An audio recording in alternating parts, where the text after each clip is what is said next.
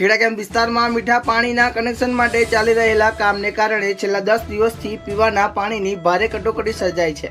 કામમાં વિલંબ અને કનેક્શન બંધ રહેતા સમગ્ર વિસ્તારમાં પાણી પુરવઠો સંપૂર્ણપણે ખોરવાઈ ગયો છે। મહિલાઓ, બાળકો અને વડીલોને 2 કિલોમીટરથી વધુ અંતર જઈ પાણી ભરવા મજબૂર થઈ રહેવું પડ્યું છે। સ્થાનિક લોકોનો આક્ષેપ છે કે વારંવાર તંત્રને રજૂઆત કરવા છતાં હજુ સુધી કોઈ કાયમી ઉકેલ લાવવામાં આવ્યો નથી।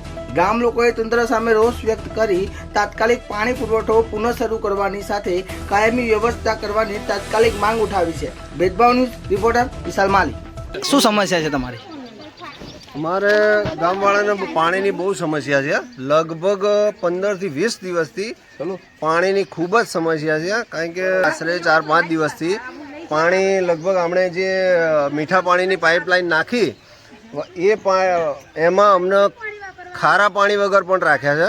મીઠા પાણીની લાઈન એમણે એવી રીતે નાખી છે ગામમાં કે પાણીની ટાંકીએથી ગામ ફરી અને પછી પાણીની ટાંકીએ લાવવાનું। બોલો, નીચા વિસ્તારમાંથી ઊંચા વિસ્તારમાં લઈને આવ્યા છે, જેથી ગામવાળાને બિલકુલ પાણી મળે એમ નથી। એટલે અગાઉ આવી સમસ્યા હતી કે હવે વધારે વધી છે સમસ્યા?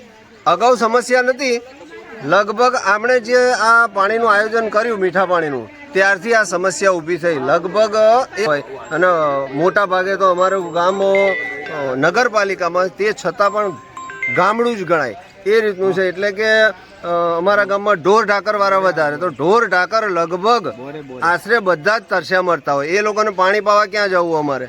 નગરપાલિકા દ્વારા કોઈ ટેન્કરની વ્યવસ્થા કરવામાં આવી? આટલા દિવસ આજ દિન સુધી નગરપાલિકામાંથી એક ટેન્કર આવી નથી, જેના કારણે ગામના લોકો ખૂબ જ હેરાન છે। અત્યારે તમારે ગામમાં પાણીની સમસ્યા છે, તમારે કેટલા કિલોમીટર અંતર આ પાણી ભરવા જવું પડે છે? કુમારવાડ જવું પડે, 2 કિલોમીટર 1.5 કિલોમીટર। કેટલા સમયથી તમે આ જઈ રહ્યા છો ત્યાં? રોજ જઈએ સાહેબ, ટેન્કર તો આવતું નહીં કોઈ દાડો। એટલે જી બેન, તમારા ગામમાં આજે પાણીની સમસ્યા છે, શું કહેશો? પાણી 15-20 દિવસથી મહિનાથી કોતોય બરાબર ગામમાં પાણી આવતું જ નથી। અત્યારે તમારે પાણી ધારો કે લાવવું હોય તો ક્યાં જવું પડે? કુમારવાડ 2 કિલોમીટર કુમારવાડ ગામ હોય, ત્યાંથી પાણી ભરી લાવીએ તો અમારા ઘરે કામ થાય, બાકી ના થાય।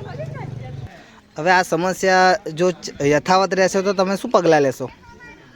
આવી રીતે રહેશે તો નગરપાલિકામાં જઈશું, માટલાની એમની છાતી ઉપર માટલા ફોડીશું।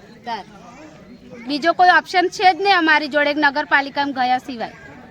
પાણી વગર થોડું ચાલશે।